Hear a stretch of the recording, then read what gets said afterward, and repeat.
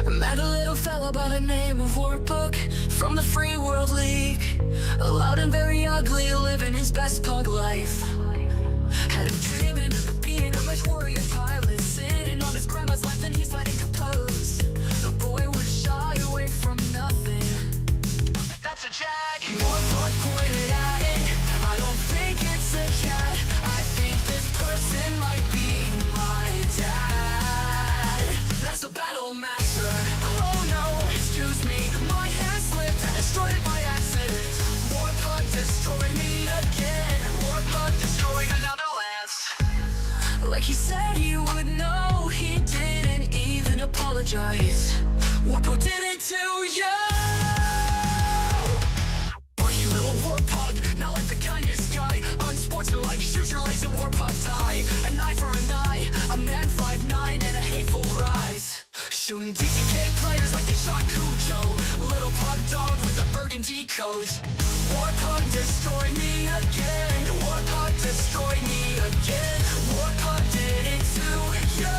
Warpug destroyed another lands. Like he said he would, and then laughed in your face at the beginning. Warpug did it to you, and laughed in your face again.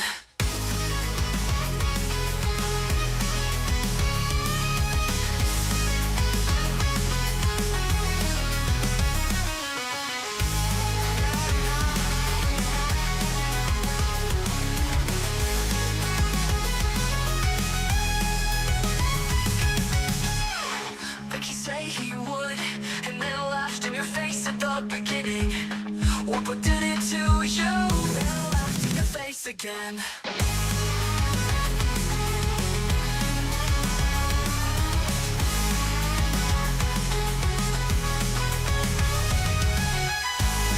Like you say he would, and then laughed in your face at the beginning. Warpug did it to you, and laughed in your face again.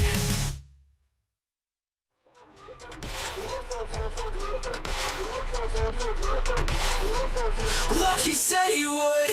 No, he didn't even apologize. Warpug did it to you, and laughed in your face again.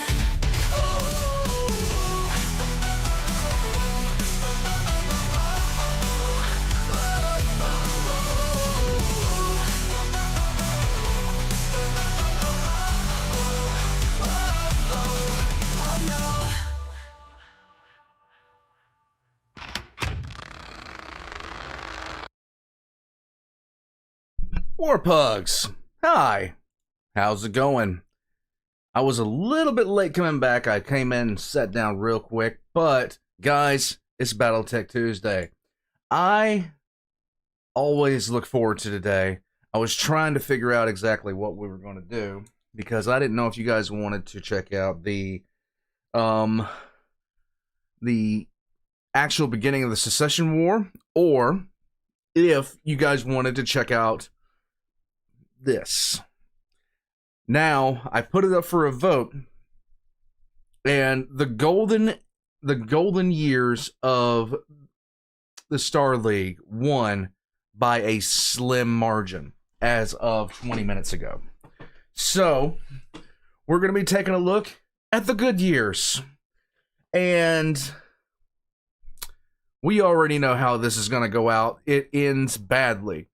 Oh, okay. Your wife and you had to go to the hospital, get an ECV done because the little one is breached. They've got ways to fix that now, bud. They got ways to take care of that. That's nothing to be concerned about. That's nothing to be concerned about at all.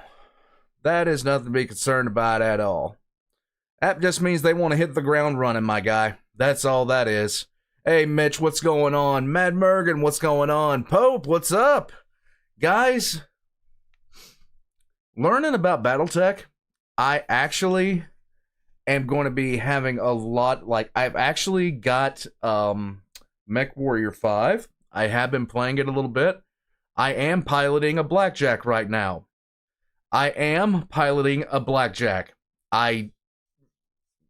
And I'm actually enjoying it far more than I should.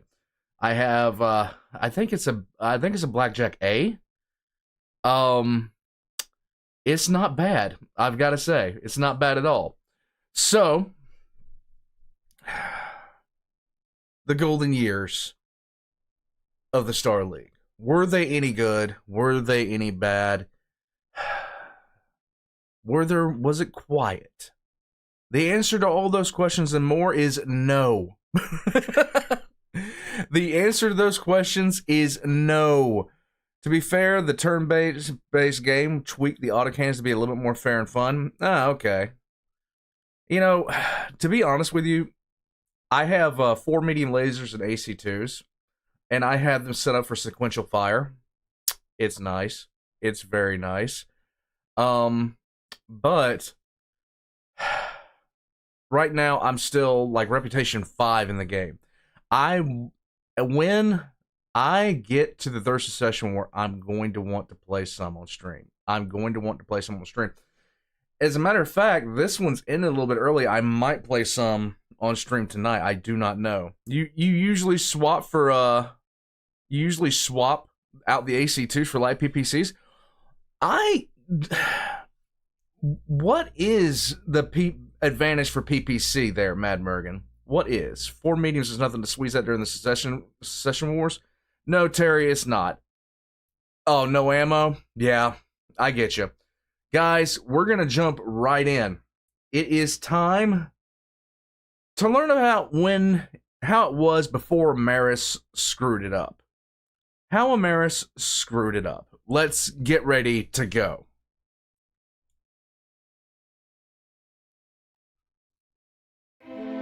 As the bitter memories of the reunification war began to fade, the Star League transitioned into the next chapter of its existence, commonly referred to as either the Good Years, the Century of Peace, or the Golden Age. This period of relative calm lasted for most of the 27th century, with only a few disturbances along the way. During this time, the Star League soared to undreamt-of new heights, and all benefited from its advancements. There was, however, a spectre hanging over the League, and as humanity entered the 28th century, the cracks began to surface. The 3 hidden wars of the Star League would bring it to the brink, and the 2 succession crises shook the High Council. Before long, old resentments flared up, and the member states were at each other's throats. Only a great statesman such as First Lord Cameron had a chance of overcoming the turmoil and binding the disparate nations back together. All this, however, was over 100 years away when Nicholas Cameron became the Star League's new First Lord in 2602. He would rule for the better part of 5 decades throughout the period known as the Good Years, but it would be a mistake to think. You know what? That is a really good way to say it. Pope said, to be clear, the Golden Age is when the Inner Sphere was only kinda on fire. Yay.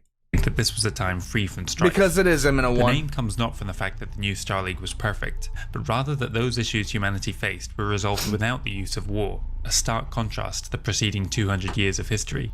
Oh, okay. By far the largest threat faced by the Star League in the aftermath of the Reunification War was an internal one.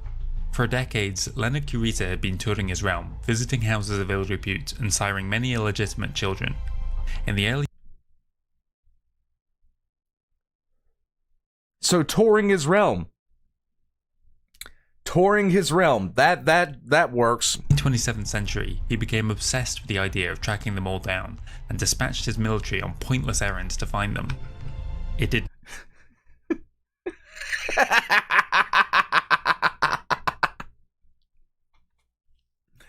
Imagine being given that job as Sergeant, come here. I want you to see what I was doing with my privates. No, I don't. Did not go unnoticed. The direction he dispatched many of them in was towards the Terran hegemony. This foolish act of hostility became deadly serious when in February 2602, the Third Sword of Light landed on Asta, a jointly held world and demilitarized zone. The DCMS forces departed before the SLDF arrived, with a dozen children in tow. When questioned on his actions, Leonard accused the First Lord of trying to keep his children from him. Tensions only grew from there, and Ian Cameron, in one of his last acts as First Lord, dispatched the newly formed 10th Corps to fortify the border. Such was the threat to the stability of the Star League. He literally sent armed forces to go find his bastards. That is perfect. What do I think of the ship of Samus Aran from Metroid and Doom Guy from Doom? I love them both. I love them both. Samus Aran was awesome. Real quick, guys.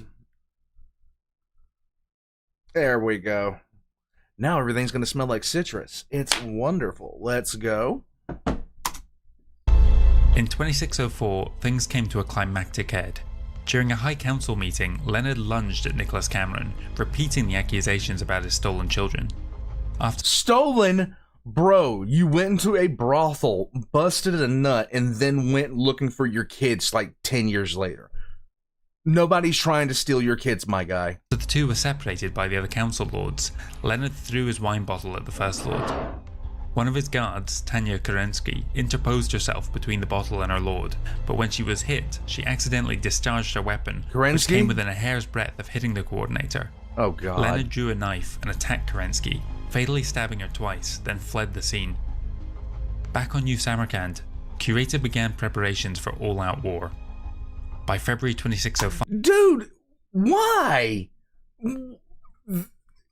Is this just normal Kurita? Is this just normal Kurita? Is this just normal Kurita stupidity? His fleet and attendant army had finished mustering at Benjamin and was about to launch an offensive when Leonard mysteriously took ill. His campaign never began, as the coordinator died a few weeks later. Syphilis. Nobody took credit for what everyone knew was an assassination, but decades later it was discovered to be the work of Sidwin McAllister, Leonard's grandmother. In the aftermath, Leonard's son Blaine took on the role of coordinator, but passed away later that year. So it was that Sidwin McAllister became coordinator of the Draconis Combine for the third time in her life, aged 108. Damn, son.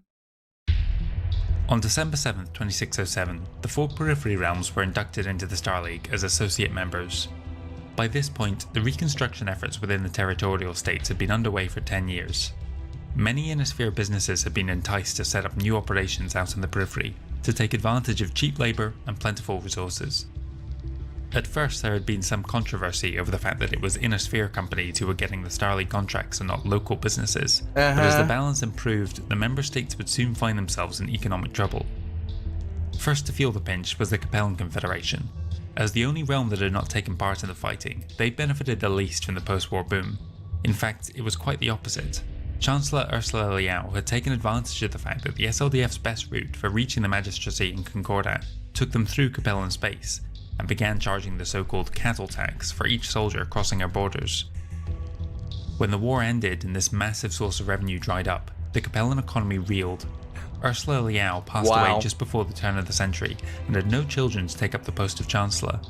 It fell to the Prefectorate to nominate a replacement, and they made the unconventional choice of Norman Aris, the last survivor of the family that had once ruled the Capellan hegemony 300 years earlier.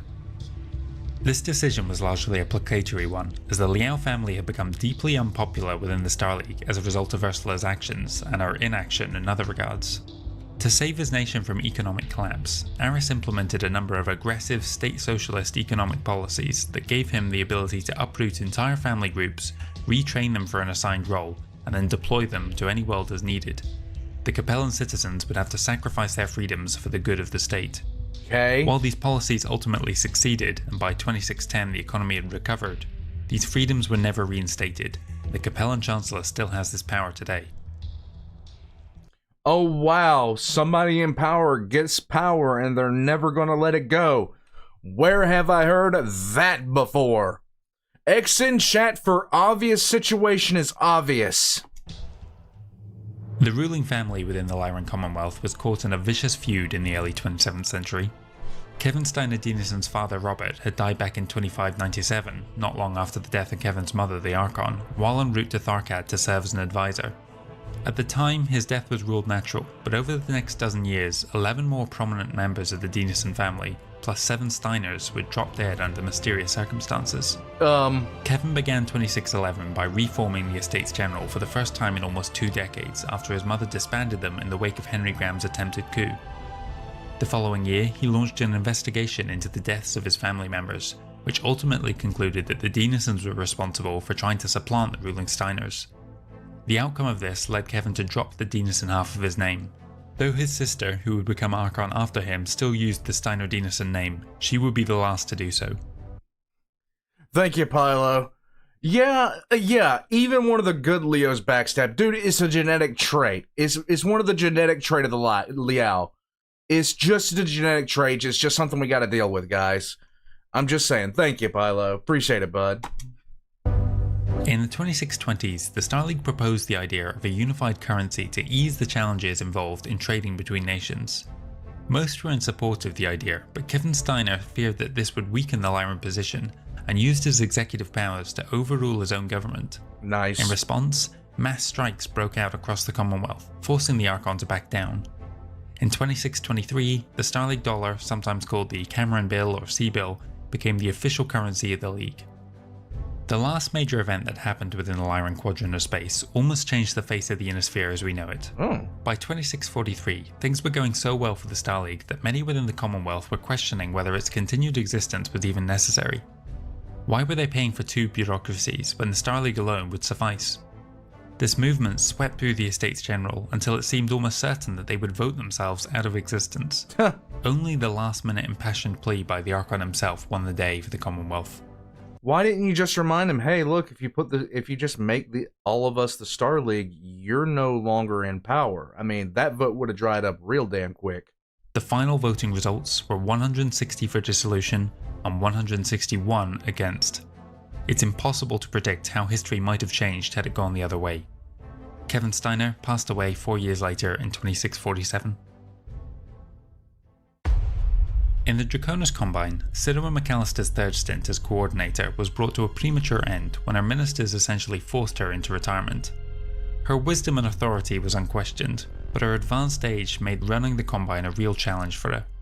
Nevertheless, her choice of replacement, Sainthia Curita, gave her someone who she could continue to pull the strings of and rule by proxy. Okay. Sainthia's term was marked by a number of significant cultural shifts within the Combine. The first was the shock announcement of the construction of a new capital city on Luthien and the relocation of the Draconis government to that planet. New Samarkand, the ancestral home of House Curita, was deemed too far away from the Lyran border to be able to conduct a successful defense, or offense, in the case of invasion. Luthien's more central location gave them a better strategic hold over the entire region, plus gave her populace a major project to work towards. The completion of Imperial City took decades, I've heard this before. From Terra to Ophelia 7, from Ophelia 7 back to Terra. Is anybody else drawing the parallel here? Is anybody else? Because BTSR, they have always been fighting the Steiners. For some reason, the Caritas and the Steiners have been... It's just been a constant thing with Carita. Including towards the end of the century. Sainthia Curita, who was a major patron of the arts, also started a revival of interest in ancient Japanese culture within the Combine. Though certain elements of this had always been of significance to the Curita family, it was during her reign as coordinator, and encouraged by her successor Urizen II, that it really took off with the public too. The ruling Curitans took advantage of this and pushed the parts that stressed obedience to one's elders or master. This has been one of the many ways they have managed to maintain such a high level of control over their realm's population for so many centuries. They unleashed the VTubers. Sidera McAllister finally passed away in 2632, aged 136. She is almost certainly the most powerful woman in the history of the Draconis Combine. Her 3 terms as coordinator are unequalled, as are the suspected murders of 2 of her predecessors, her husband Warren back in 2517 and her grandson Leonard in 2605. The Free Worlds League had invested the most of any Inner Sphere nation into the rebuilding of the Periphery, especially within the Magistracy. Melissa Humphrey's Good Neighbour policies had kicked off a major economic boom for the Canopians. Yay! Their new state-of-the-art facilities, paired with a nation determined to prove their worth, soon created issues for the mercantile Freeworlders, who found their aging industrial base could not keep up with the flood of goods coming across the border. For most of the 2620s, the Free Worlds League was suffering a major recession, and they were only able to claw themselves out of this hole with the emergence of several new technologies. The early 27th century had been less traumatic for the Federated Suns and Terran hegemony compared to their fellow member states. The only significant event occurred with the handover of the former Taurian worlds to the Fedsons, who were thrilled to have another 24 planets to exploit. No kidding. On Terra, First Lord Ian Cameron had made it his mission to ensure that his realm would always be at the top of the pile, and launched several major research projects as part of his final act as First Lord, the Hegemony Ascendant Decree. Within the Starleague Accords were several prescriptions about sharing technology, which were envisioned to keep the more advanced hegemony from having to share its secrets, particularly military ones, with their neighbours. The most significant development to come out of this period was the hyperpulse generator. Okay. This advancement would make possible the instantaneous transfer of information and communications from one star system to another, without the need for courier jump ships. Though it was limited in range, in the early days it was no greater than that of the safe jump distance, it would still revolutionise the way people lived. The project was begun by Joshua Hashiko on April 4, 2614, but they couldn't overcome some of the fundamental challenges until Cassie de Burke joined the program in February 2616. De Burke, who was a free world scientist trying to overcome the same problems, often goes uncredited in the development of the HPG, and her name is all but unknown outside of the Marek League. Ultimately, it would take until January 1st, 2630 for the first successful broadcast between Terra and New Earth.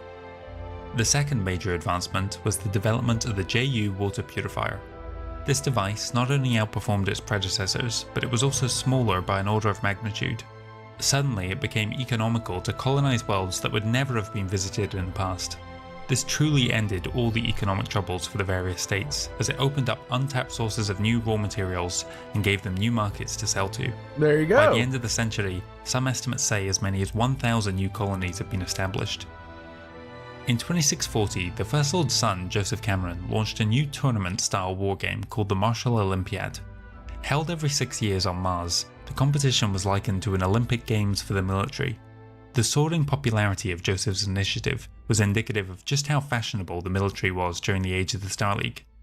At first, only the SLDF could participate, but in later years the House militaries were invited, though none would ever be crowned overall champion. The good years came to an end in the mid-27th century with the sadness. Utter sadness. Let me guess, it has something to do with someone with the last name of Morris. emergence of a crisis within the Rimworld's Republic. The Amaris family had spent the last few decades in turmoil, launching successive coups and counter-coups that wiped out most of the ruling line. Nice. Salanta Amaris had come to power at a young age and had already survived an attempt by her regents to have her removed. By the late 2540s, she was firmly placed at the head of the Republic, but sadly took ill with a rare form of cancer. While she was undergoing medical treatment, she promoted her ambitious young nephew Taddeo, the Minister for Military Affairs, to rule in her place. His first actions as president were entirely predictable and exactly what Salanta had secretly been hoping for. Taddeo was too worried about the loyalty of the Palace Guard to consider a takeover in his aunt's absence, but one group he did trust was the Rimworld's army. He began to aggressively expand the RWA, and by 2650 it was stronger than it had ever been pre-reunification war. Clandestine funding for this expansion came in part from the Draconis Combine, who sought to destabilize their mutual neighbour, the Lyran Commonwealth. If it's not a Capellan, it's Karita. If it's not Karita, it's a Morris. Like, at some point you just gotta let bastards like this stop taking power, okay? You just gotta let them stop taking power, because every single time one of these guys gets in power, they start scheming, they start plotting and doing bullshit. Naturally, this drew the attention of the Starleague and the Council Lords. The Lyrans were particularly concerned about the military build-up on their border. Unfortunately, nothing about Amaris' actions were illegal, as the Rimworld's Republic was not subjected to the harsh controls that the other Periphery realms were post-reunification war, but rather was a co-signatory of the SLDF defense protocols. This left the High Council with three options. The first was to do nothing and potentially risk another Operation Mailed Fist if things got worse. The second was to launch a preemptive invasion themselves, thereby breaking all the laws of the Starleague. The third option was to make Taddeo's new army illegal. The Council Edict of 2650, which passed on November 15th, put strict limits on the numbers of soldiers the House militaries and other private armies could keep in active service. Directive 30 was one of the first laws passed by the new First Lord, Michael Cameron, and went a long way to achieving his great-grandfather Ian's dreams of the SLDF being an unmatched military juggernaut. Not everyone was happy with the new rules, however. The Draconis Combine, whose relationship with the Camerons had never fully recovered since Leonard's day, saw this as an attack on their sovereignty. This would lead Urizen II to further undermine Star League authority within the Combine, and the member state moved ever further from unity. Tadeo Amaris, meanwhile, was forced to disband much of his new force, or else risk military intervention, something he could not hope to win. By 2642, each of the SLDF's corps that had fought in the Reunification War had grown to a full army of 3 or 4 corps each. To make sure that Amaris followed the new directive, the LCAF conducted military maneuvers on Black Earth across the border. 5 Battletech regiments and various support units were enough to intimidate the interim president into disbanding his new army. Salanta Amaris returned to power not long after the crisis. Everything had gone exactly how she had wanted. For starters, the RWA had grown in size as not all of Tadeo's forces were sent home. The new limits on the RWA allow for 12 Battletech and 8 conventional regiments, a significant increase on the 2 combined arms regiments left after the Reunification War. All this had been achieved without her name being associated with the build-up.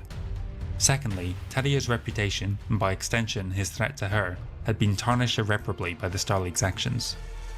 In the aftermath of the crisis, 30 brand new Pinto-class corvettes were left without a purpose. Rather than decommission and deconstruct them, Salanta chose to mothball the new fleet.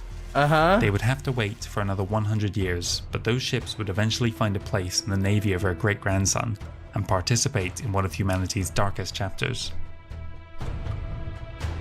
The First Hidden War. Hooray! The Rimworld standoff of 2650 is often viewed as the end of the so-called good years.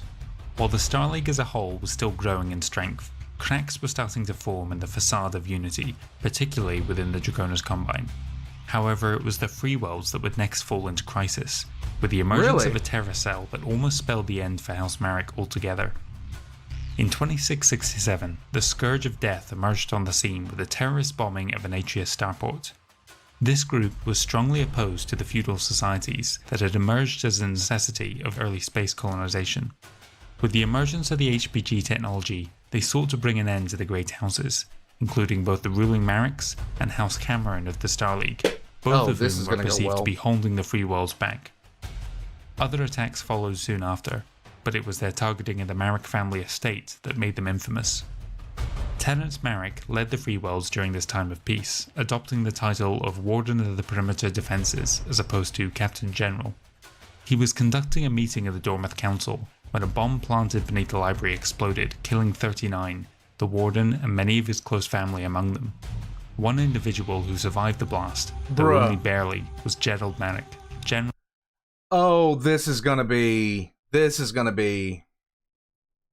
Because this always gets everybody on your side.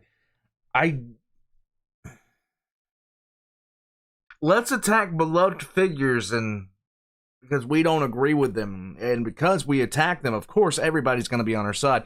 Thank you, Caleb. The rest of the inner sphere to a Karita, a Liao, and an Amarist. Why is it when something horrible happens, it's one of you? It really is that way.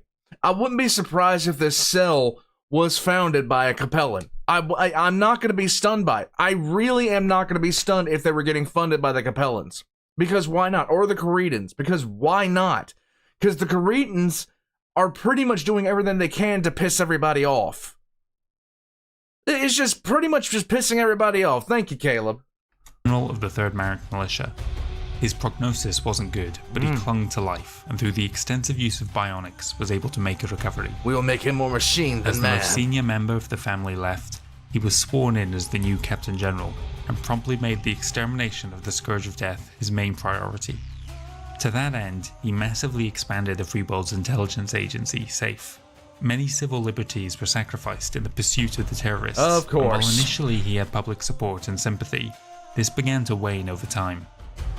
As the first 10 years of his rule were coming to an end, Parliament was considering removing him from office.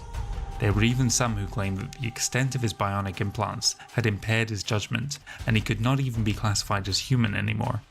This anti-bionic phenomena continues within the Free Worlds to this day, largely as a result of Gerald's actions. A major breakthrough happened in 2679 with the discovery of a Scourge base on Westover. Sifting through the compound, SAFE agents made a shocking discovery. They had stumbled upon near irrefutable proof that the Scourge of Death had received significant financial backing from House Salage. Gerald called the 3 leading members of the family to Atreus to stand trial, Salage. but unsurprisingly, none attended. On October 1st, 2679, the Salage family was tried in absentia, found guilty of treason, and sentenced to death. Well, everybody's gonna die now, aren't they? When the Salage family ordered their provincial forces to prepare for war, the High Council could see a civil war was in the offing. The Lyran Archon and compelling Chancellor urged the First Lord to commit the SLDF to the fight to prevent it from getting out of control. However, Marek and Cameron saw their pleas for what they were, a pretense to get their own militaries moving across the border and seize any vulnerable worlds, in the name of defense, of course. Of course. Gerald Manic was able to win the argument and received assurances that the SLDF would not become engaged and only provide humanitarian aid in the aftermath.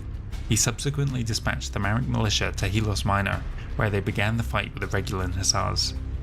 It was a short campaign, as many of those fighting for Salage were questioning their loyalties to the house that had seemingly funded and encouraged domestic terrorism. Yeah. Harmony fell soon after, and by December, Gerald was preparing to advance on Regulus itself. The surviving members of the Salage family did not wait around any longer, and in the new year up and left the Free Worlds entirely, taking their vast fortunes with them out into the Magistracy. Those left behind were imprisoned or executed. In their place, House Shank was elevated to the position of Duke of Regulus. That's an unfortunate name for somebody that just got promoted off of the backstab. Are we sure they're not Capellan? House Shank? Because the situation had not come to a conclusive end, House Salage had escaped after all, Gerald could continue to cast them as a grave threat to the stability of the League and justify his continued suppression of personal liberties and expansion of SAFE. The Free Worlds was, in effect, becoming a police state. The Principality of Regulus would never be the same again. What had once been a founding member of the League was broken into 3 distinct districts, the 2 new ones being the Regulan Free States and Rim Collective. Okay. The Principality itself became a federal protectorate, but this decision opened the door to a different kind of political upheaval. The proliferation and success of the Labyrinth water purification process had resulted in a great many new colonies being established across the Inner Sphere. One of these was the Camlan system in the Regulan I agree, Principality. Nathan. I agree. Camlan now sought separation from Regulus and admission to the Free Worlds Parliament as an independent world. The Free Worlds League in 2588 consisted of 8 provinces, 2 of which were less than a decade old, and a number of small independents, very few of which were powerful enough to have much sway in Parliament. Most of the provinces voted in blocks, and naturally they had goals and desires that were counter to what the Mareks wanted. As a way to diminish their power, the judicial courts... Mitch! The reason why House Liao and Kirit are portrayed as the bad guys is antagonist syndrome, just like the Federation's sons, Clan's Wolf, are usually the pro-tags. Granted Cameron's request to break away from Regulus, citing in their argument the 3 border worlds that had swapped between the Magistracy and the League during the Reunification War. Oh boy. This led to a period of balkanization for the League, which has continued ever since. Oh boy. The Duchy of Orloff had existed in an unofficial capacity for some time. House Orloff had been raising and fighting with their own provincial units since the Reunification War. In 2691, they separated from Orient. They maintained good relations with House Allison even after the split. The Principality of Gibson would further divide the old Regulan state at the turn of the century, and the Abbey district would unify as a military dictatorship not long afterwards. The Free Worlds today has more than 100 provinces, some no bigger than a continent. It's the Holy Roman Empire! It's the Holy Roman Empire all of a sudden. Summon the Elector Counts, we don't need anything else. Since the Council Edict of 2650 came into effect, many of the great houses were forced to retire large chunks of their militaries. Particularly hard hit by this were the Draconis Combine. They got around this restriction by encouraging those soldiers to sign up as private security for businesses and bodyguards for the rich and powerful. Okay. In this way, the Combine can requisition additional troops and equipment at short notice without technically surpassing the limits imposed by Directive 30. As the fascination with ancient Japanese culture grew within the populace, it became popular, and later mandatory, for graduates of the more prestigious military academies to wear or be awarded with ceremonial wakizashi and katana. Those soldiers with little better to do during times of peace began to organize duels amongst themselves. Eventually, this grew into a formal tournament system, with each regiment having a champion who would go out to challenge other neighbouring champions. In addition, there were many so-called Ronin, champions who were without an official place in the roles of the DCMS. Okay, I'm in their secession wars right now in MechWarrior 5. I'm going to go put my foot in the ass of the Caretans. I've been fighting them just because. Like, but now I'm stomping them. Over time, these duels transitioned from sword fighting to mech battles. In August 2681, Amanda Kuzunoya, the champion of the 3rd Benjamin Regulars, approached the SLDF base on planet Fort Chandra and challenged the best mech warrior inside to come out and face her in battle. She stood vigil for 10 days, repeating her challenge until the 23rd, when Lieutenant Bradley Grabbers disobeyed orders and walked his mech out to meet her. A short, frenetic battle took place before the fortress walls, one that ultimately left Grabber's mech disabled. Kuzunoya marched over, raised her weapon, and fired directly into the cockpit, executing the lieutenant. This began a series of similar duels, all ending in defeat for the SLDF, with several other mech warriors dying in the process.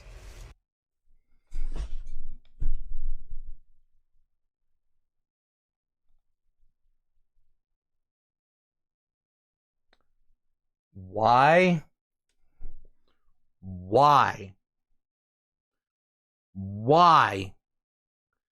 X in chat to Picard facepalm because this is getting stupid. First Lord Michael Cameron tried to talk Eurus and Kurita into ordering those champions to stop issuing challenges, but the coordinator's response was to claim that they were no longer under his employ, and that the rise in dueling had come about as a result of the council edict. Operation Cowbird began on March 12th the following year. Again, a Kurita champion approached and challenged an SLDF officer to a duel, only this time an elite lance of mechs rushed the Draconis Combine Marauder and swiftly disabled it, after which it was hurried off planet for inspection. Their orders to do so had come from the Starleague Intelligence Corps, who were convinced that the Kuritans had developed some new technology that would account for the string of defeats suffered by the SLDF. Unfortunately for them, upon dismantling it, they discovered that there was no new tech. It was simply the superior skills of the Combine mech warriors that made them unbeatable in one-on-one combat. Okay. To counter this, the SLDF established the Advanced Combat Maneuvering Skills Program on July 7, 2682, the first elite mech warriors graduating the next summer. The initiative would later become better known as the Gunslinger Program. While the Starleague built up a reserve of trained duelists, they issued strict orders to their units not to engage the DCMS or any other Kuritan champions. The peace was broken on Christmas Day 2687 when one of the first graduates of the program, Colonel Donovan Fresnel of the 75th Royal Hussars Regiment, faced off against Chusa Shinichi Konya of the 5th Benjamin Regulars on Minakuchi, the bout ultimately ending in a draw. As the regularity of the contest grew more frequent, it drew an increasing amount of public attention. Many news and entertainment programs, particularly in the Draconis Combine, reported on events as if it was a sport. What many failed to realise was that this was not a friendly competition between member states, but a full-on undisclosed war over supremacy and ideology, with casualties eventually numbering more than 1,000. Perhaps the most famous and successful of the Starleague champions was Colonel Daniel Allison of the 29th Royal Dragoons, whose first victory on Annapolis in 2702 ended a string of 31 unbroken victories for the Combine. He continued as his unit's champion for some years, retiring in 2742 with 59 victories to his name. There were some rare Kuritans who had achieved over 70 dueling victories, including sword fights, but unlike the SLDF, they were also challenging their rivals from within their own military. Therefore, it is impossible to conclusively say who was the greatest champion. These duels would retroactively become known as the First Hidden War of the Starleague. And then they would turn around and make anime of it. The Kuritans did not become the way they were by hook or crook or by happenstance. They got there because of anime. That is pretty much how it did. There is some debate on how long this war lasted, or whether it even classifies as a war at all. The most comprehensive histories put the date of the last contest as being fought on December 13th, 2738. By this point, relations had completely broken down between the Terran Hegemony and Draconis Combine. Yeah. 2 quiet years followed, during which time the coordinator was issuing new orders to his Ronin warriors. Kurita would push for the return of dueling soon after, but these later bouts were more commonly associated with another conflict. Some reports point to events in 2751 as the true end of the First Hidden War, where again violence between Cameron and Kurita would briefly cease. But even then, the culture had become thoroughly ingrained by that point, and the duels would unofficially continue for another 15 years. The gunslinger program ultimately proved effective in leveling the playing field, as in the final count, 49% ended with the DCMS the winner, while the SLDF was the victor in 47% of the duels, with the remainder ending in draws. Okay. This conflict was a slow burn, smouldering for over 50 years, during which time a number of other crises rocked the Inosphere. The end of the 27th century marked the end of the peaceful détente between the member states and their Periphery associates. Though the ruling Camerons and Curitans were at odds, the citizens of both realms were enjoying the good times that the Star League had brought, as were all the others. Civil liberties had been curtailed in the Free Worlds and Capellan Confederation, but the average person was little affected by this change. Would I join the Capellans? No. Even the Periphery was getting along well. One poll taken in 2665 within the Taurian Concordat showed that remarkably the Camerons were more popular than the Calderons, and this was not because of any unpopularity on the part of Protector Consuela Calderon. In fact, her council peers voted her as the Star League's second lord in 2663, and she became the sole Periphery leader to chair a meeting in the High Council 4 years later, the only time that this would happen in the history of the League. Okay. Unfortunately, at the turn of the century, there was a sickness at the heart of the Union that would lay the foundations for the upcoming disaster. Jonathan Cameron became First Lord on October 13, 2690. Nobody knew it at the time, but Jonathan was plagued with visions of the collapse of the Star League in House Cameron. His undiagnosed mental illness meant his time in office led the League down a dark path of military build-up. Was he really? Or was he... Did he scream out the name of Maris in his sleep at all? Just a question. I mean, he wasn't wrong. He was not wrong. The military his father Michael had been considering reducing immediately before his death. Directive 33 sent military spending through the roof. This led to a great many technological breakthroughs. A full list would be beyond the scope of this video.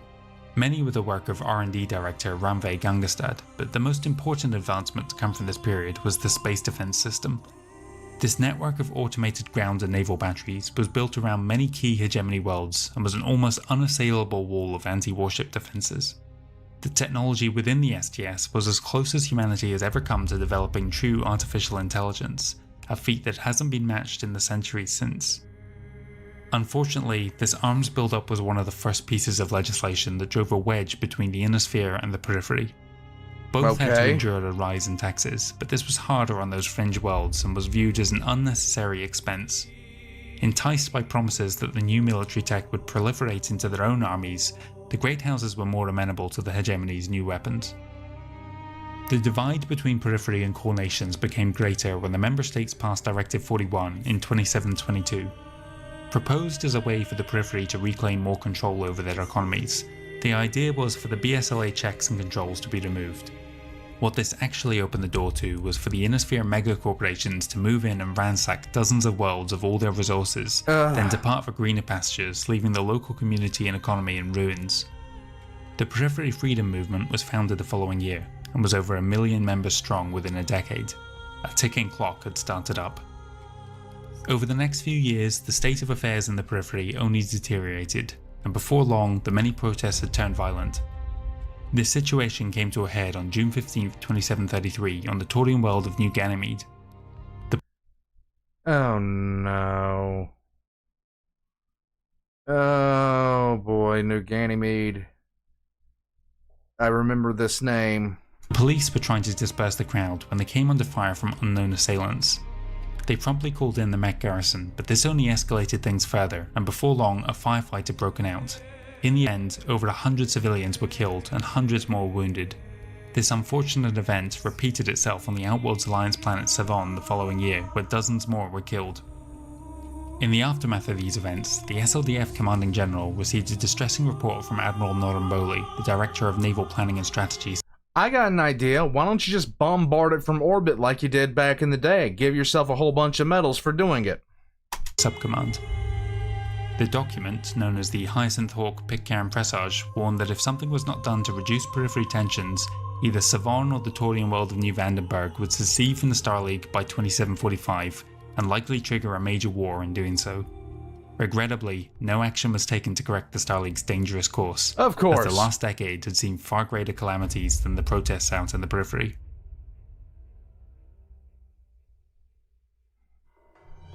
The Star League in the 28th century was a tale of two halves, one public and one hidden. Outwardly, it was stronger and more advanced than ever before, a place where the average citizen enjoyed a quality of life that has not been matched in over 250 years. Great. Behind the scenes, the cracks that had first appeared at the end of the good years had grown into even greater divides that threatened to become fissures into which the entire League would crumble. The origins of the Second Hidden War stemmed from the marriage of two individuals on February 20th, 2700, Mary Davian, the first prince's eldest child, and Soto Kurita, brother to the coordinator Takiro. Mary's decision threatened the Davian family and the security of the Federated Sons, so she was talked into signing the Act of Succession, which surrendered her rights and the rights of her children to the throne of New Avalon. However, upon Mary's death on September 18th, 2715, her eldest son Vincent came forward to proclaim himself as the next first prince. Takiro Kurita supported his claims and sent emissaries to Mary's brother, the now first prince Joseph Davian. Joseph dismissed the Kuritan suggestions out of hand and instead named his son Richard as his heir, as he had always planned. Rather than rage or attack, Takiro took the matter to the High Council, producing evidence that Mary was coerced into signing the Act of Succession. In response, Jonathan Cameron formed the Davian Succession Board to resolve the issue. This might have been the end of it were it not for the coordinator's nephew, Riki Kurita, keeper of the House Honor, whose interpretations of the sacred dictum honorium which guides Kurita society led Takiro to believe that action was both— Hold on a second, we gotta hear that again. His nephew, Riki Kurita, keeper of the House Honor, whose interpretations of the sacred dictum honorium which guides Kurita— The sacred dictum honorium. What is that, Konosuba? To society, led Takiro to believe that action was both right and honorable. And he went back and he watched, I don't know, about 6 anime harem things with sundries in it and came back and said that. So he began making preparations. Idiot. The Second Hidden War, better known as the War of Davian Succession, was about to kick off all along the Draconis Fed-Suns border. Going into 2725, things were quiet despite the tension. Jonathan Cameron had declared that until the Davian Succession Board reached a conclusion, in the event of an unexpected or sudden death for the first prince, the Kurita claim would be immediately dismissed. The Davians considered this enough security to deter an aggressive move on the part of their rivals. But some within the SLDF could see the writing on the wall, however.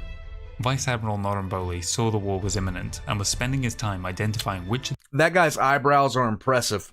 The various units that were slowly maneuvering towards the front would soon be crossing the border. Unfortunately, no one acted on what would in time prove to be his almost prophetic predictions. By April 2725, Takiro Kurita had run out of patience and launched the invasion he had been planning for the last decade. Congratulations. The unimaginatively named Task Force Samurai would lead the campaign. This ad hoc division consisted of the 11th and 14th Benjamin Regulars, the 1st and 8th Gallatin Regulars, the former of which brought with them their full brigade of infantry and armour support, and the 4th Sword of Light Brigade, which was also a combined arms unit. On the 16th of April, they descended en masse onto Marduk, and by May 24th had overwhelmed the defending 1st Avalon Hussars, who retreated off-world. They began construction of a major staging post that would act as a springboard to future planetary invasions. From here though, things would become more challenging, as the element of surprise had been lost. Over the next 3 weeks, the regiments of Task Force Samurai split up and moved on to their individual targets. The regulars headed for the lightly defended planets Dobson, New Iverson and Royal, while the 4th Sword of Light Brigade departed for a confrontation on Breed. The AWFS commander for this region of the Draconis March was General Lorne Kessam, and when word reached him of the attack, he hastily sprang into action. He had no way of knowing where the DCMS would strike next, but he correctly wagered that an offensive of his own would force them to divert troops for the defence of their own realm. With that in mind, he led the 3rd Davian Guards across the border to Ludwig, arriving around the same time that the Combine Regulars were making landfall behind him. Other AWFS units followed Kessam's example beginning on August 8th. The 14th and 16th Avalon Hussars, plus the 1st Robinson Chevaliers, moved against Hammam, Junction and Donanak respectively, but without the years of planning that the Curitan units had, their effectiveness was limited. Okay. By year's end, the war had spread to 9 worlds. Royal had fallen to the Combine, and Breed might have done the same were it not for the timely arrival of the 4th Davian Guards. Nevertheless, they faced an uphill struggle against the larger Sword of Light Brigade. The AWFS scored their first victory in early 27-26 on Hammam, but their compatriots were having a tougher time of it against the disciplined Benjamin. Rad, it's... At this point, it really just boils down to they're hitting us where we're not defended. We're going to hit them back where they're not defended. And we're going to use that as kind of an excuse for now.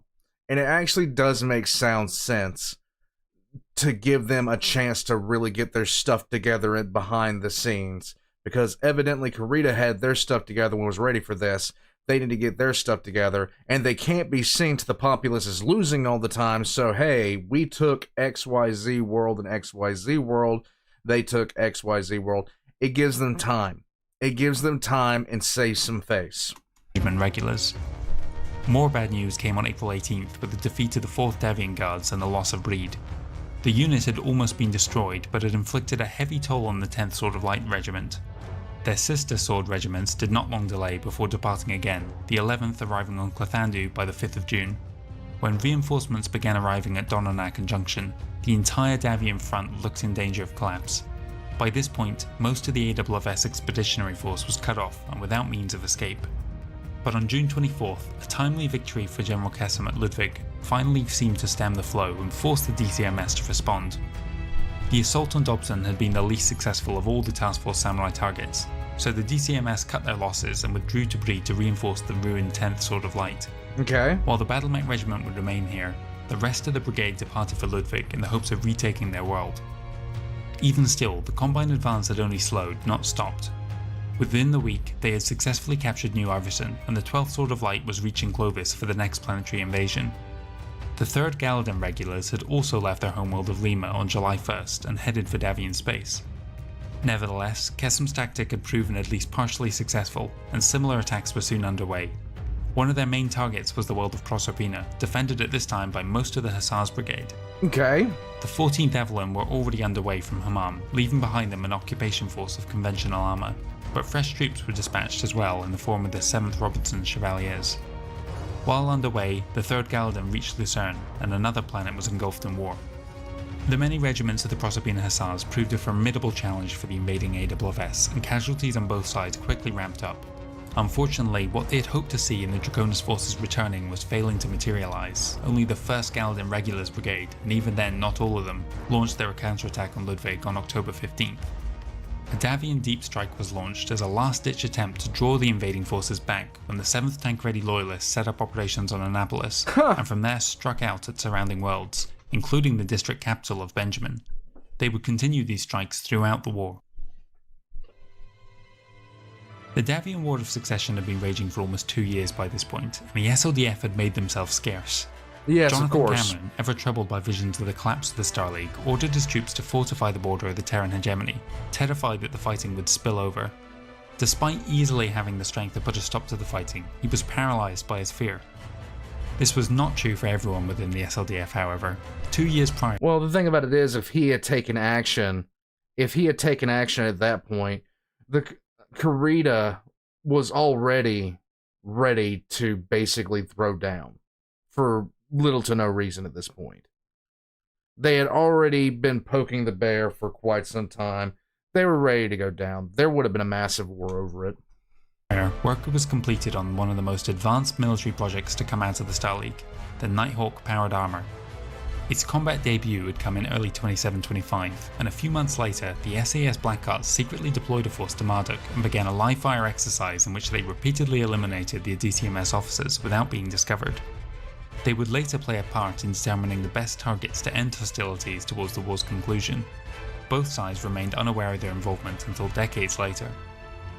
3 offensives came to an unsuccessful end in early 27-27. The first was the defeat of the 16th Avalon Hussars at Junction in January. They withdrew to Ludwig to help General Kessem home that world. In February, the Combine called off their brief attack on Lucerne and headed instead for Royal, recognising it as a likely target for counterattack. The invasion of Proserpina also drew to a close, the retreating Davian forces having sustained losses of more than a third of their unit. Oof. They regrouped at Sheet, back across the border. The first prince had been busy mobilizing a large force that he planned to use to not only fight off the invaders, but ultimately lead a major counter-invasion of the Draconis Combine. The Cruce's army began life on February 24th with only 2 battlemane regiments, the 4th Danube Light Cavalry and the 4th Robinson Chevaliers, but other units were mustering and would soon join with them. The 5th Robinson Rangers, having seen to the defence of Lucerne, was now counter-attacking New Iverson. Joseph Davian made this his first target for the Cruce's army and departed in April. While en route, Clovis fell to the 12th Sword of Light in May. Despite the numbers advantage, it took until October 28th to force the remaining battalion of Gallican regulars to withdraw from New Iverson back to Lima. The attention of both sides now turned towards Royal, which looked as if it would be the largest battle yet. The 6th Benjamin Regulars left their sister regiment in Donanac to finish off the wounded Robinson Chevaliers, who were operating at just 40%, while they departed to reinforce the other DCMS units on Royal. The 14th Benjamin and 3rd Galden could only muster 1 regiment in strength between them, having taken 30 to 60% casualties in their earlier engagements. The battle for this world kicked off on August 5th, 2728, with the arrival of the First Prince and the Cruce's army. Their relative parity in numbers meant that neither side could win anything more than minor victories, and soon both were entrenched. Aid came a few months later when General Casim abandoned his hold over Ludwig to the Galden Regulars' conventional forces, and moved to reinforce Joseph Davian in May. Meanwhile, the Combine was still looking at other offensives. Their first stab at Clethandu had failed, the various regiments of the 4th Sword of Light had since regrouped on Breed, but now they tried again with the 9th Proserpina Hussars. The AWFS regiments recuperating on Sheet had since moved to defend the planet, and now hoped they'd have better luck against the individual Proserpina units compared to the full brigade they'd faced earlier in the war. Not long after, Curitan reinforcements arrived in the form of the 4th Galden. The 5th Robinson Rangers pursued the remaining battalion of 8th Galden regulars back to Lima, but also broke off a detachment to move against the weakly defended Wapaganita. And finally, for 2728, after 3 years of brutal combat, Admiral Smithwick was able to enter the Donanac system at a pirate point and rescue what few companies of the 1st Robinson Chevaliers were still standing. Huh, nice. In the new year, an emergency war summit was organised on Dahar in the hopes that more AWFS forces could be brought to bear, but tragedy struck almost immediately when Duke Stephen Hassick was killed in a dropship accident upon his arrival. This scuppered great. any hope of quick reinforcement for the Capellan March. The Davian Heavy Guards assaulted Colchester and won a victory for the Federated Sons later that autumn. In one day, they reduced the 5th Benjamin Regulars to less than 50% strength with the loss of only a quarter of their unit. A quick encirclement forced the Cretans to surrender. 2729 was the year where the chaos that had engulfed the Davian-Curitan border started to spread across the inner sphere. A minor example of this was an opportunistic raid on Mira by a small DCMS force looking to rearm, but these were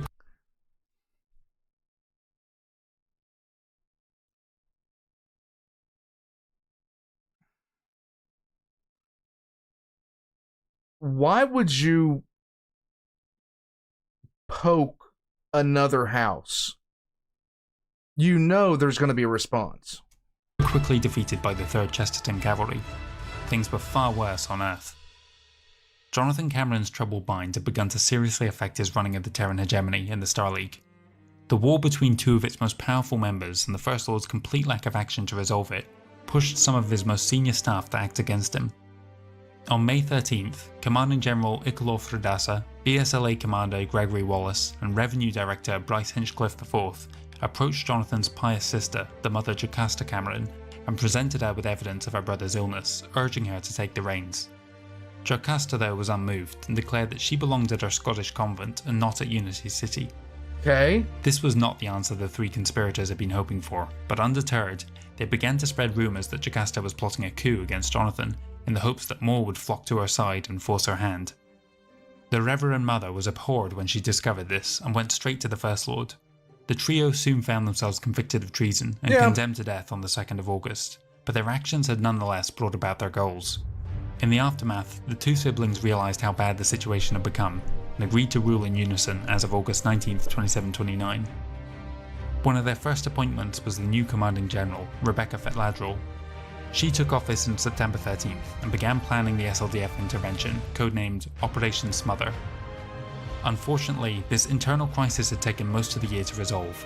By this point, the battle on Royal was reaching a crescendo. It was a frenzy that would sadly cost First Prince Joseph Davian his life. His mech was incapacitated during the fighting on October 20th, after which the Curitan infantry swarmed over it, extracted Joseph from the cockpit, and then brutally beheaded him. Only the brave actions of Thomas Green Davian allowed the retreating AFFS forces to recover the prince's body before lifting off Weld to bolster the defence of Robinson. For his actions, Thomas was granted the position of regent for the Capellan March until the young Duchess Rita Hassick came of age. The Second Sword of Light arrived at Royal soon after, with plans to potentially strike at the Draconis March capital. When word of Joseph Davian's death spread, it was the killing blow for all other AFFS operations in the region. The Tancredi loyalists, who had spent 3 years operating in Draconis Combine space, returned to the Federated Suns.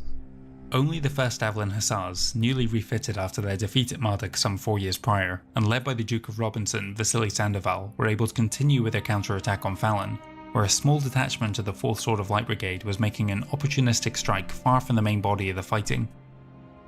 Operation Smother was launched on November 8th.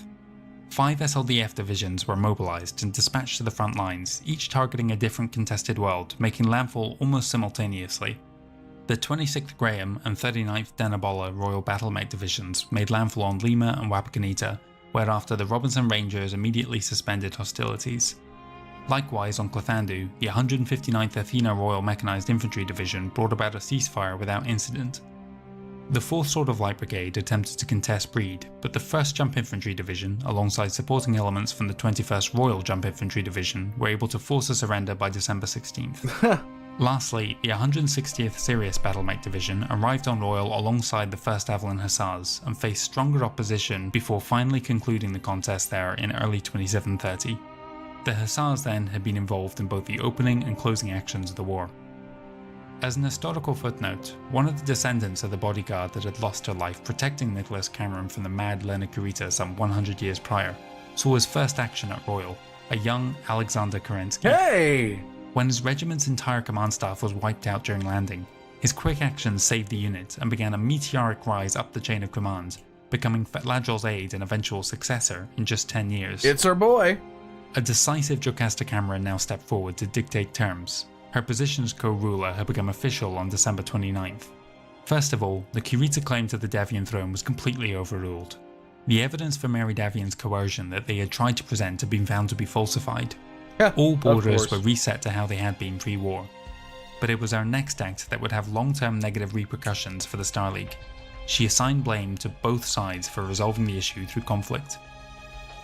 Takiro Kurita was livid, and his response was entirely predictable. The Draconis Combine, which had never been close participants in the Star League, withdrew in all but name. Ichiro Oshiro, Minister for the Department of Indoctrination, was tasked with taking every Department of Indoctrination. Well, it's very, very clear what you do. opportunity to subvert the Star League's popularity within the realm, and was exceptionally successful at this. As an aside, Takiro reorganized the Sword of Light Brigade after the war on account of their mediocre performance. From then until now, the brigade would consist of 5 reinforced regiments, each based around one of the 5 pillars of the Draconis Combine Society. But just because Wait.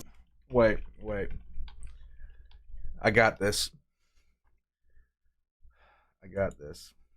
Now, the brigade would consist of 5 reinforced regiments, each based around one of the 5 pillars of the Draconis Combine Society. Okay, so we have Shonen, Seinen, Ichi, Dragon Ball Z, and fucking body pillows. There you go.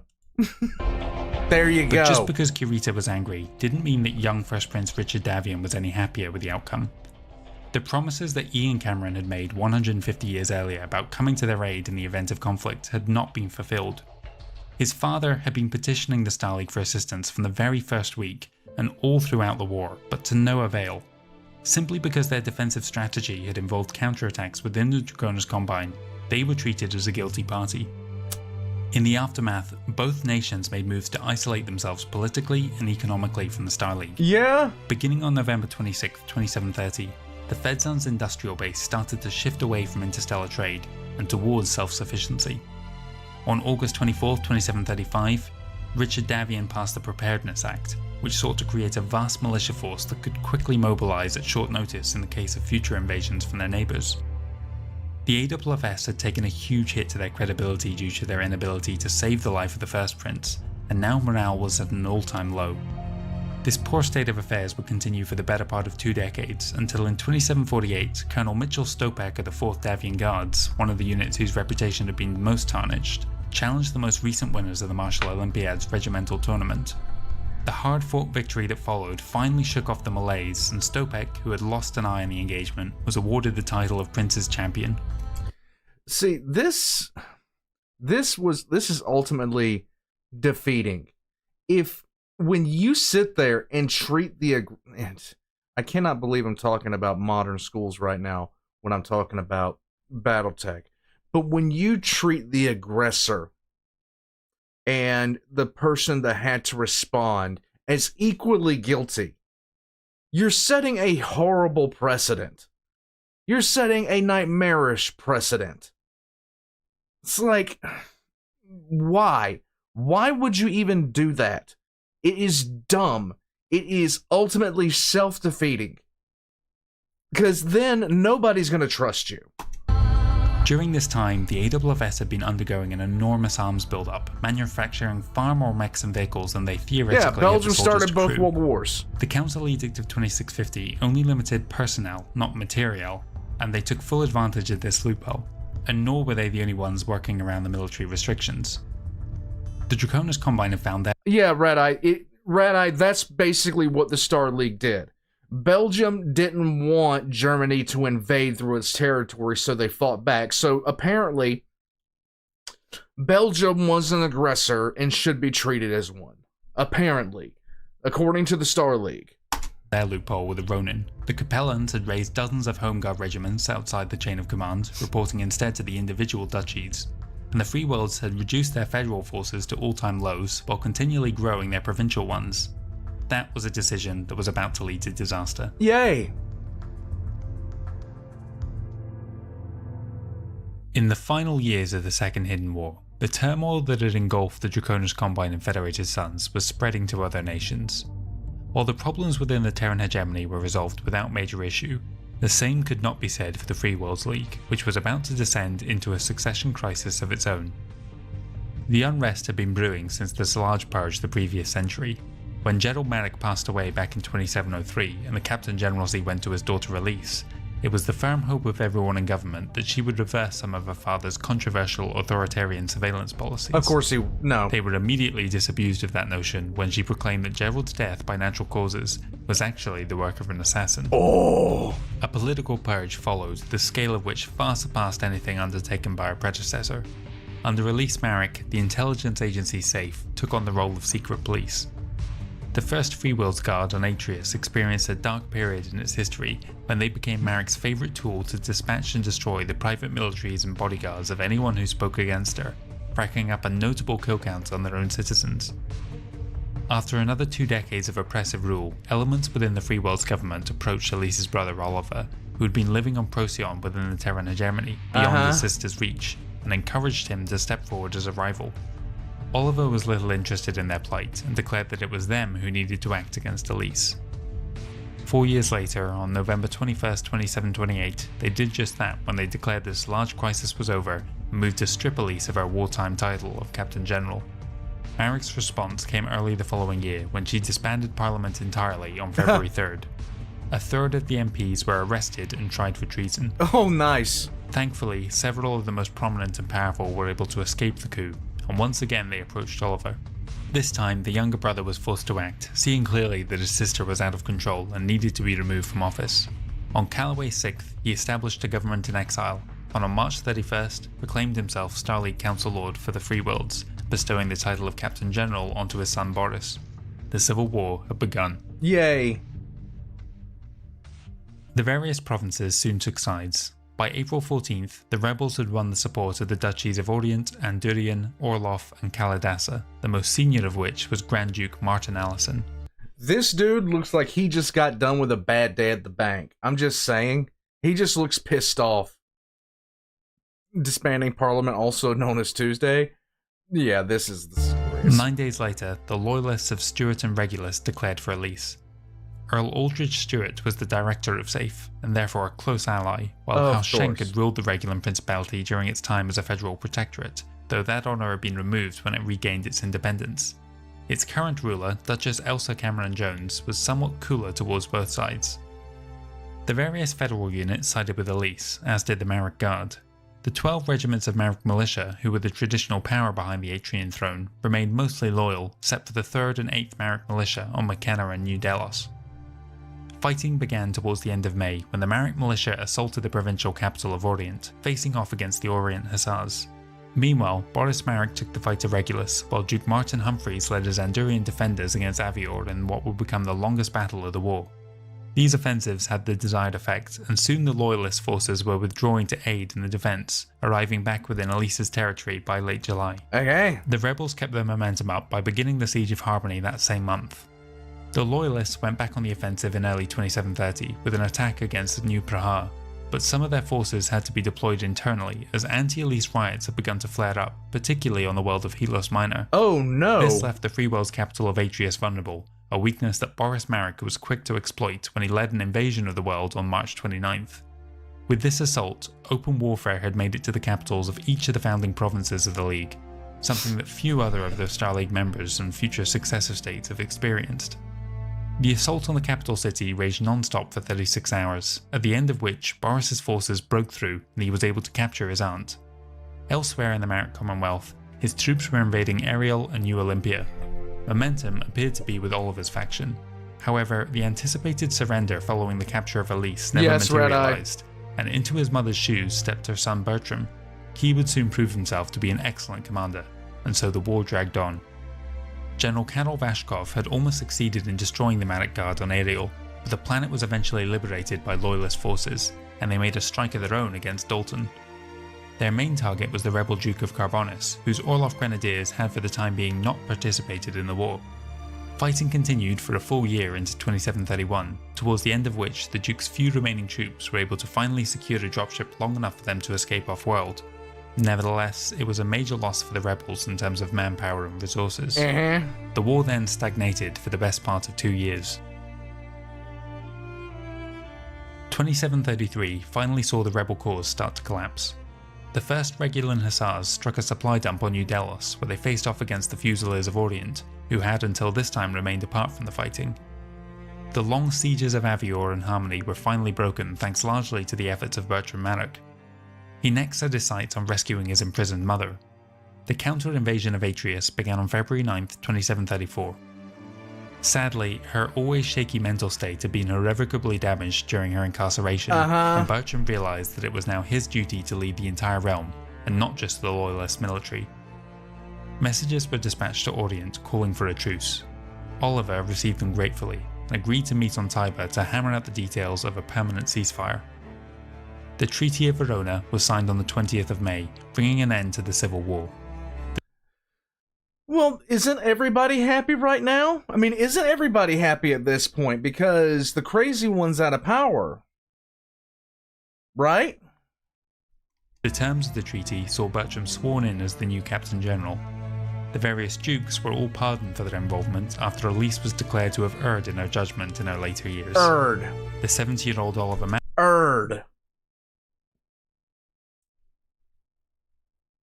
Yeah. Marek, however, was tried, found guilty of sedition, and executed on July 12th. His son Boris died in an escape attempt 2 years later. As was the case during General Marek's large purge the previous century, the Star League chose to remain aloof and take no part other than to ensure that the Lyrans nor Capellans make any opportunistic land grabs. While this may have been for the best, it nevertheless put a strain on Bertram's relationship with the ruling Camerons. He did not take such extreme actions as the Spinwood member states, but the Free Worlds grew distant following the Civil War. Jonathan Cameron passed away on September 7, 2738, after suffering a fatal stroke. His sister Jocasta stepped down and handed the reins to her nephew Simon Cameron, before withdrawing back to her abbey at St. Joan. Simon had a strong reputation, coming from several years as Director General of the Terran Hegemony. He was both idealistic and authoritative, and with the support of the Council Lords, he would likely have been able to reverse the deteriorating situation across the League. But no. Unfortunately, he inherited a realm that was anything but united. Great. It is no doubt indicative of just how far the Star League had gone down a dark path that the Inner Sphere experienced only a brief respite at the conclusion of the last two major conflicts before a third hidden war flared up, and once again the great houses were at each other's throats. Until this point, the fighting had been contained either along a single border or within one of the member states. Okay, so the Star League tells everybody, we're your dad. And then all the kids start fighting. Kurita, because they're constantly wanting to hit everybody and are Pikachu facing when they get hit back, the Federated Sons got hit by the Kuritans, and then the Star League came around and punished them both. The Free Worlds League can't decide how dictatorial they're going to be from one day to the next. The Capellans can't figure out who they're backstabbing right now or why, and the Steiners are really, really glad they didn't join the Star League. All the while, the Periphery is turning into a shit heap. Not so for this new conflict. It combined the scale of the more recent wars with the insidiousness of the Kurita duels.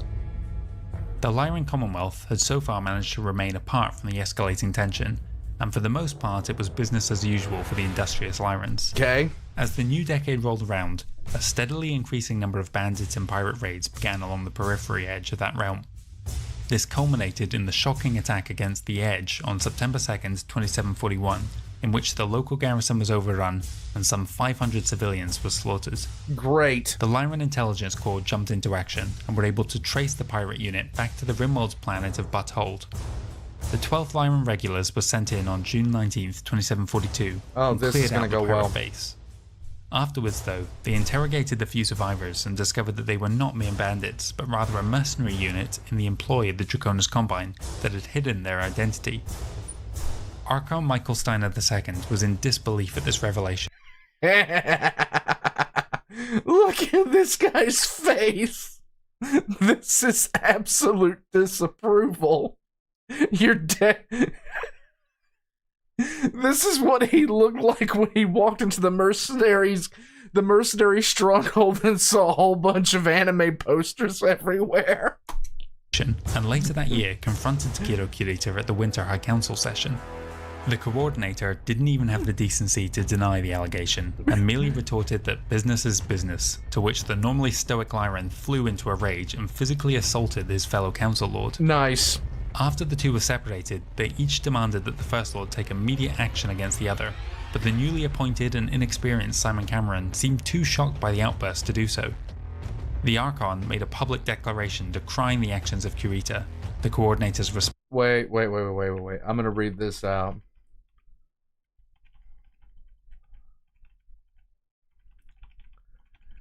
Hold on.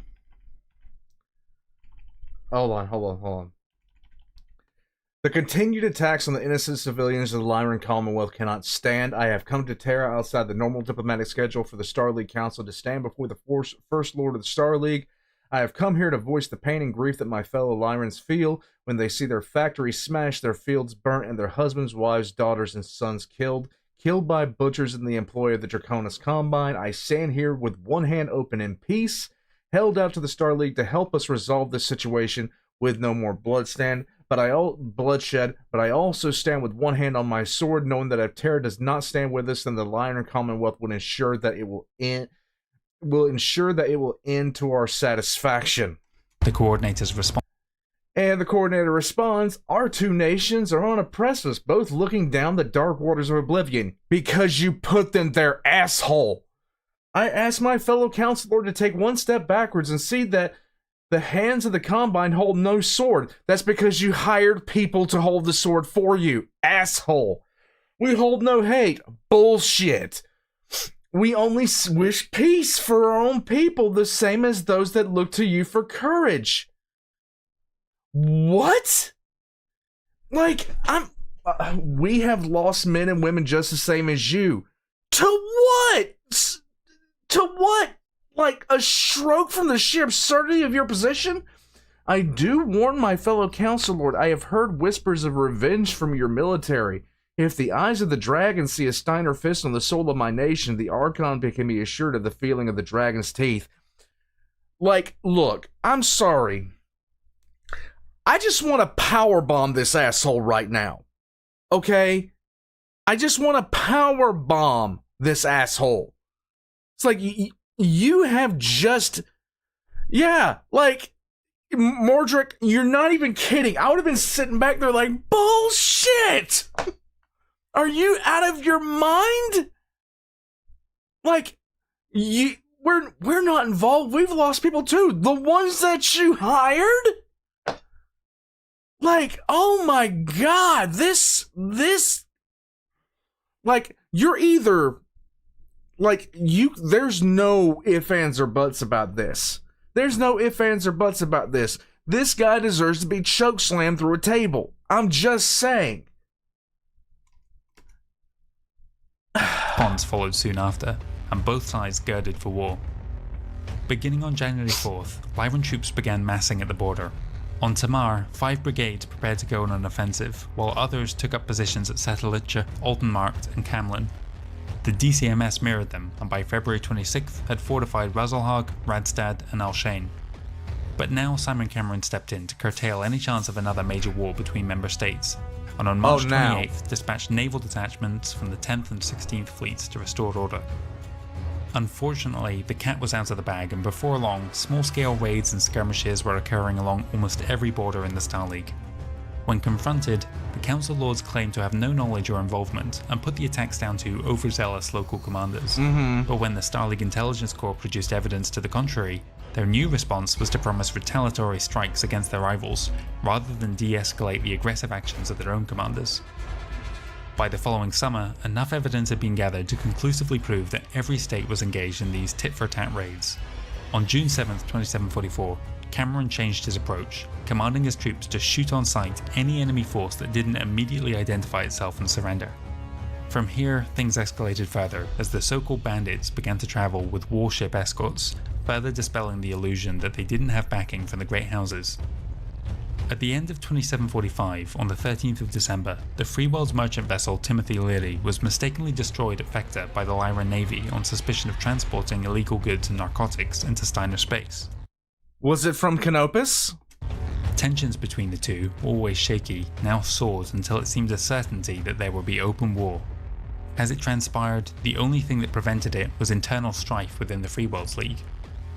Captain General Ewan Marek dispatched orders to the various provincial forces to meet him at a staging post on Solaris in preparation for the assault. The Free Worlds Guards took point and waited for their reinforcements. Steiner has been very, very patient with these bastards.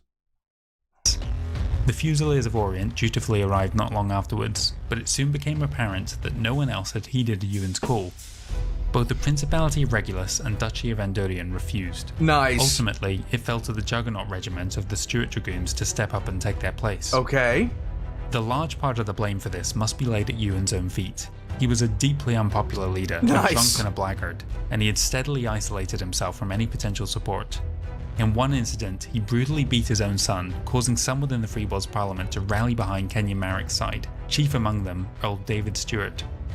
The recency of the Marek Civil War prevented any of these talks from going further, but it would help build a solid base of power for Kenyon later in life. Oh my god. By July 6, 2749, the FWLM was in position on Solaris and Uhuru, while the LCAF responded by moving troops to New Kyoto on August 7th. Once again, Simon Cameron intervened and sent in the Navy. By the 10th of September, the 8th and 11th fleets had moved to Solaris and New Kyoto respectively. Miraculously, large-scale warfare was once again averted. The Star League Defense Force did not escape unscathed the pointless fighting that marked the mid-28th century. In 2749, the Pointless.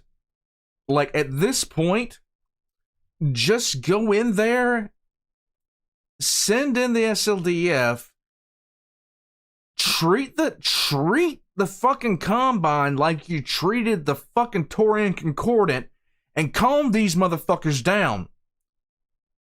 I mean, they have literally been the cause for like 60% of the bullshit going on right now.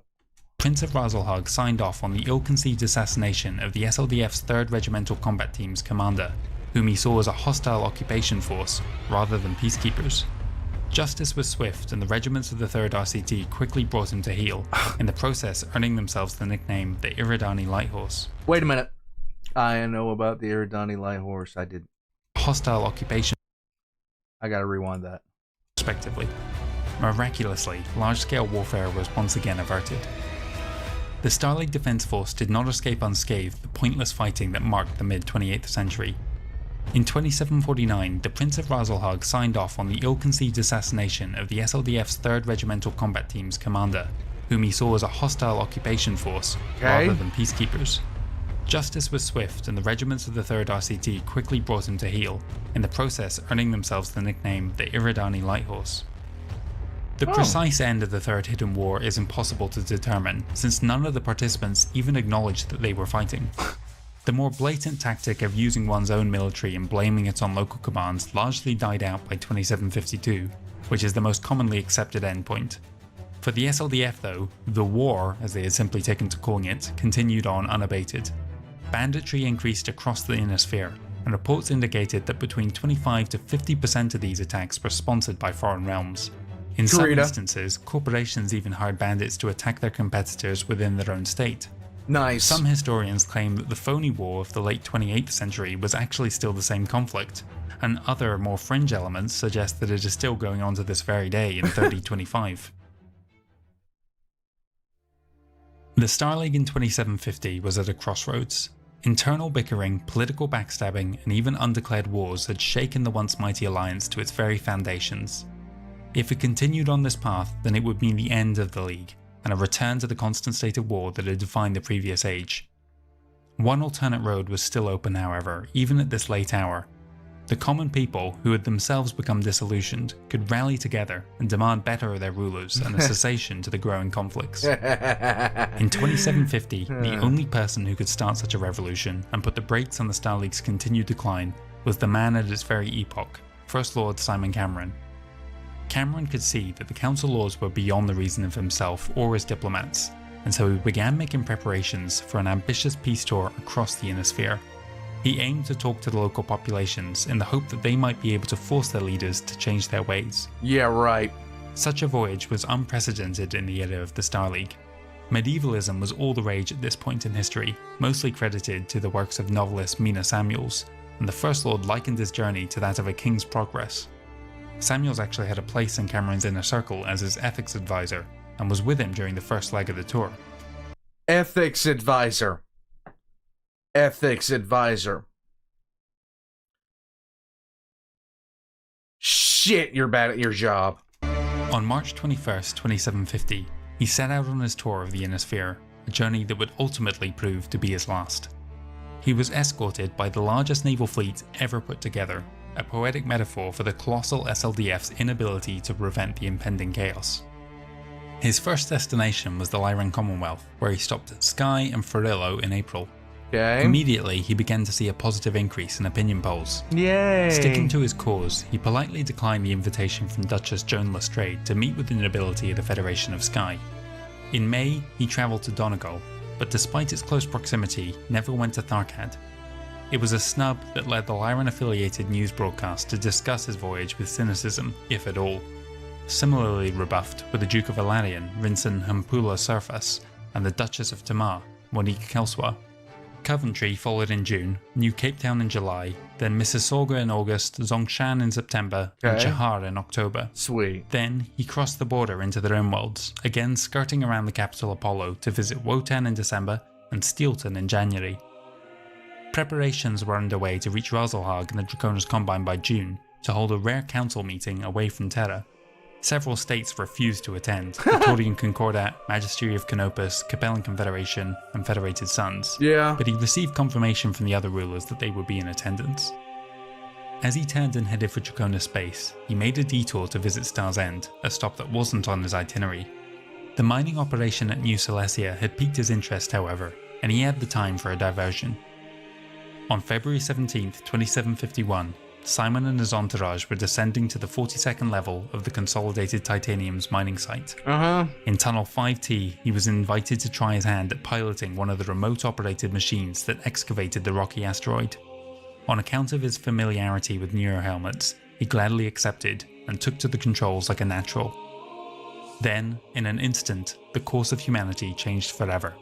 The machine turned and rushed the porthole, smashing through the glass, and those who were not killed instantly were exposed to the vacuum of space. And then, it was over, and the Starleague's fate was sealed.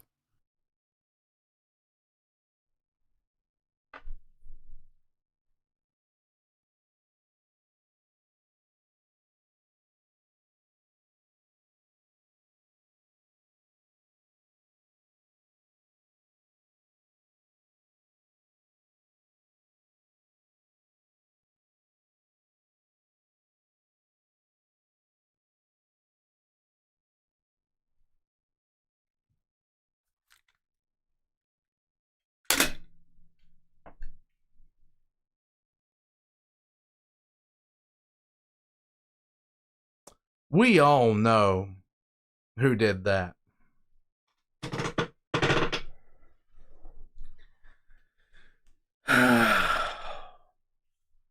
You get the feeling that Simon was a naive dumbass? Well, yep. That's a good way to put it.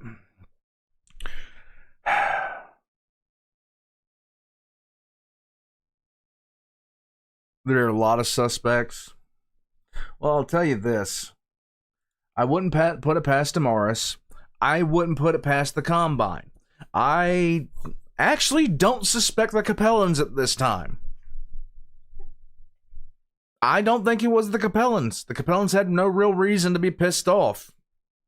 The Capellans were just largely left alone during this time period. So, I mean, even though backstabbing does run in Liao's blood, I mean, it was an Amaris, but there's no proof. I would not be surprised. Oh, we could gift wrap the sphere with a list of suspects. That's nice. The Lyrans are suspects too. That's not surprising at all. There's a lot of suspects, but it was Amaris. And I'm saying it was Amaris because it was fucking Amaris. I'm just saying, okay? No, Simon's worst trait that I'm seeing from this is expecting the houses to be okay with him trying to basically reduce their power. Guys, and as of right now, we are caught up to where the Cameron dynasty got ready to shut down. And then Amaris raised his kid and then shot his kid, and Starleague came tumbling down, and everything turned to hell in a handbasket. That's what's going to be. Yeah, it's going to be a thing. Guys, we have a big decision in front of us. We have had the Civil War covered already. Okay? It was covered by Tex. Now, we could listen to the Civil War from Sven van der Plank's narration, or First Secession. First Secession is what I would prefer at this point. Now, we can always revisit the Civil War, but First Secession is what I'm looking to do next week to start off with. It is a 4-hour long, close to 4-hour long thing. So I'm thinking we're doing Battletech Tuesday and Thursday. Also, guys, we have confirmation that A Fan with Too Much Time is uploading again. Oh yeah, I am ready for it. I have been ready for it. Guys, yep, it's going to be Battletech Tuesday and Thursday next week.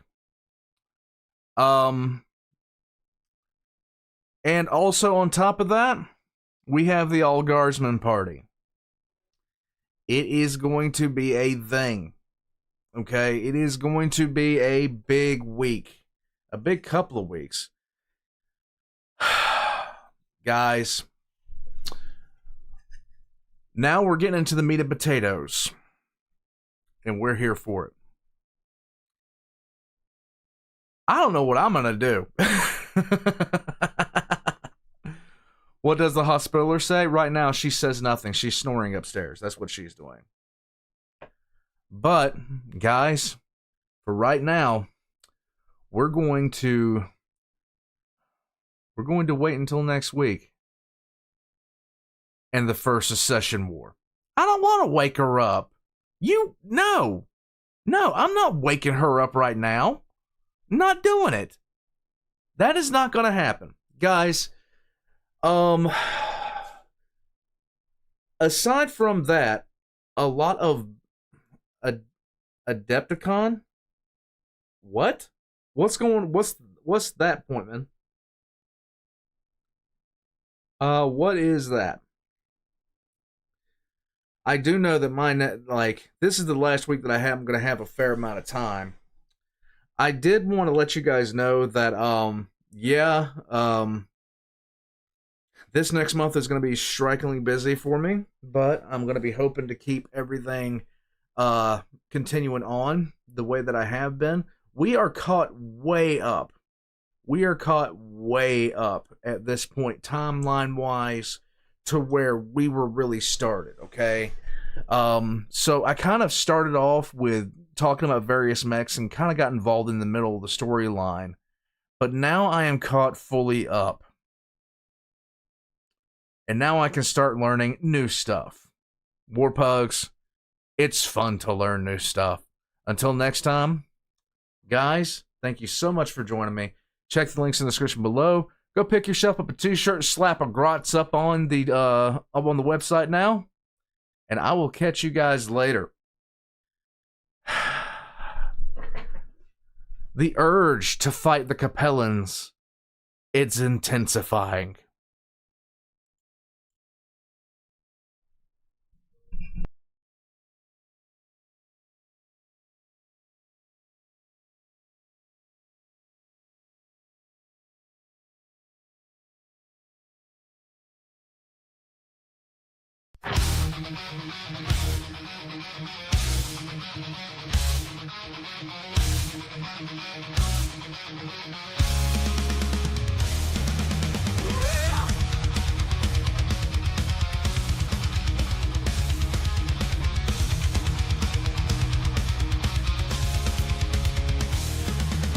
Refurbish gear and steel, warpers on the battlefield, train tracks and iron wheels for the Emperor we wield. Good times ride with